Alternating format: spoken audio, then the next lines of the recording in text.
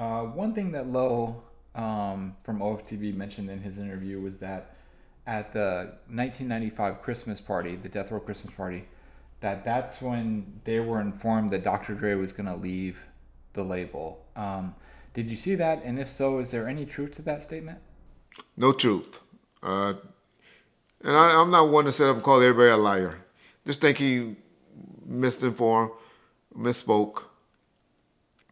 At that point, Dre, maybe with his people, Sandy or Peter Lopez and Howard King might have been talking about it or whispering about it, uh, but he was holding it close to the vest at that point. You say, how would you know that? Well, number one, at that Christmas party, he was standing alongside of them when they were beating up Mark Bell, right? Making them drink the piss, right? He was right there. He was one of the ones accused in that police report.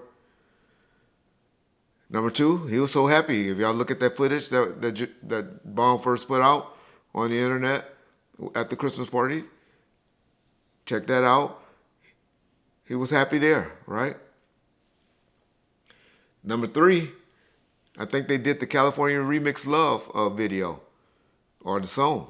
Redid some vocal works on that after that point. Because we're still talking around like mid part of December, December 15th, December the 16th when he's saying that happened. Okay. California Love remix video shoot. The pool scene one. The one at the mansion. That was done sometime in January. Trust me, trust me, trust me. If there was any talk of Dre leaving Death Row, especially publicly, when a low-level artist would know, he wouldn't have been around that comfortable and hanging out like that all of January. Dre did not make the decision, and the decision was not starting to happen until sometime in February. And the first time that artists heard about that decision was the night of Snoop Dogg acquittal, which I believe was like February the 19th, when everybody met at the studio, and then Suge took everybody and had them meet him at Monty's.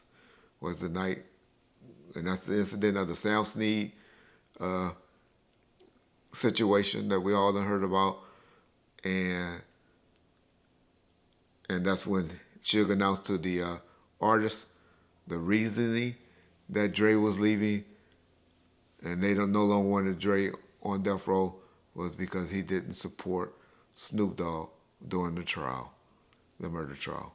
I done explained to y'all the reason that Dre, and even since I last spoke on that, I found an article where Dre pretty much talked about it that I didn't even know exist.